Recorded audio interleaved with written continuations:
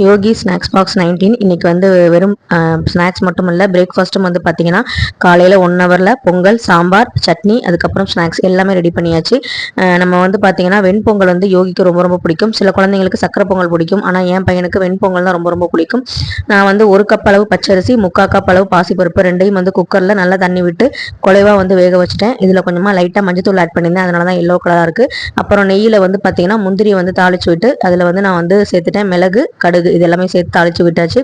அதுக்கப்புறம் வந்து சட்னிக்கு வந்து பார்த்தீங்கன்னா பொட்டுக்கடலையோட சேர்த்து சீரகம், கொத்தமல்லி, வரமல்லி எல்லாமே சேர்த்து நான் வந்து பேஸ்ட் பண்ணி அரைச்சிக்கிட்டேன்.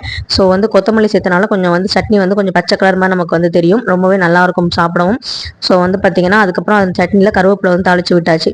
அதுக்கப்புறம் வந்து பார்த்தீங்கன்னா சாம்பார், அதாவது பருப்பு இல்லாத சாம்பார் எப்படி வைக்கிறது அப்படின்னு சொல்லிட்டு நான் வந்து ட்ரை பண்ணியிருந்தேன். ஹோட்டல் ஸ்டைலில் ரொம்பவே டேஸ்டியாக இருந்துச்சு.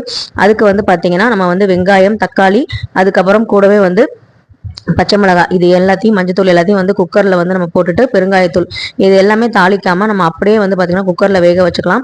இதுக்கு வந்து நல்ல குலைவாக வந்து வந்ததுக்கப்புறம் 3 விசில் விட்டதுக்கப்புறம் நல்லா வெந்து வந்துடும். இதில் வந்து பொட்டுக்கடலை வந்து நம்ம மைய அரைச்சிட்டோம் அப்படின்னா அந்த பருப்புக்கு பதிலாக நம்ம வந்து பொட்டுக்கடலை சேர்க்க போகிறோம். இதில் வந்து நம்ம பருப்பு வந்து சேர்க்கவே இல்லை. ஸோ வந்து பார்த்திங்கன்னா நான் வந்து மிக்சி ஜாரில் ஒரு பல்ஸ் வந்து நான் வந்து ஓட்டு விட்டுட்டேன்.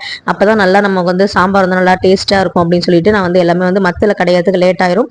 ஏன்னா நம்ம காலையில் வந்து மார்னிங் பிரேக்ஃபாஸ்ட் வந்து ஃப்ரைடே அதுமா பூஜையும் பண்ணிட்டு நம்ம எல்லாம் செய்யறதுக்கு ரொம்ப ரொம்ப ஈஸியான ஒரு ரெசிபி. நீங்க என்னைக்காவது எமர்ஜென்சியா பருப்பு இல்லாம செய்யணும், டக்குன்னு செய்யணும் அப்படின்னா இந்த சாம்பாரை ட்ரை பண்ணி பாருங்க. அதுக்கப்புறம் தாளிப்புக்கு வந்து பாத்தீங்கன்னா கடுகு, ஜீரகம் இதெல்லாம் சேர்த்துட்டு அந்த அரைச்ச பேஸ்ட், தக்காளி வெங்காயம்லாம் அரைச்சோம் இல்லையா, அதை வந்து சேர்த்துட்டு அதுக்கப்புறம் வந்து பாத்தீங்கன்னா அந்த அரைச்ச பொட்டுக்கடலையும் வந்து சேர்த்து நல்லா கொதிக்க விட்டுட்டு அதுக்கப்புறம் வந்து சாம்பார் தூள் இல்லைன்னா வந்து உங்கள்கிட்ட குழம்பு மிளகாய் தூள் இருந்தால் குழம்பு மிளகாய் தூள் வந்து சேர்த்துக்கோங்க. அதுக்கப்புறம் கொஞ்சமா உப்பு சேர்த்துட்டு கொத்தமல்லி தூவி இறக்கிட்டீங்கன்னா பருப்பு இல்லாத சூப்பரான ஒரு சாம்பார் வந்து ரெடி ஆயிரும். இதுக்கு வந்து நம்ம புளி கூட வந்து கரைச்சி ஊற்ற தேவையில்லை. ரொம்ப ரொம்ப டேஸ்டியான ஒரு சாம்பார் வந்து ரெடி ஆயிரும். ஹோட்டல் ஸ்டைலில் ரொம்ப இட்லி, தோசைக்கு எல்லாத்துக்குமே ரொம்ப ரொம்ப நல்லா இருந்துச்சு. 7 மணிக்கு ஸ்டார்ட் பண்ணேன், 8 மணிக்கெலாம் முடிஞ்சிருச்சு. யோகியும் வந்து பார்த்தீங்கன்னா வெண்பொங்கல் ரொம்பவே நல்லா இருக்கு அப்படின்னா சட்னி சாம்பார்லாம் வச்சு சாப்பிட்டு சூப்பராக இருக்குது அப்படின்னு சொல்லியாச்சு. அதுக்கப்புறம் ஸ்நாக்ஸுக்கு வந்து பார்த்தீங்கன்னா இன்னைக்கு வந்து ரெட் பீன்ஸ் தான் வந்து வச்சிருந்தேன். ரெட் பீன்ஸ் ஏற்கனவே நான் கொடுத்துருக்கேன். சக்கரை போட்டு சாப்பிட்டா ரொம்ப ரொம்ப பிடிக்கும். இதுவும் ரொம்ப ரொம்ப ஹெல்த்தியான ஒரு ஸ்நாக்ஸ். இது உங்களுக்கும் பிடிச்சிருந்தா இந்த வீடியோக்கு ஒரு லைக் பண்ணுங்க. அதே மாதிரி கமெண்ட்ல உங்களோட சஜஷனை சொல்லுங்க. தேங்க்யூ.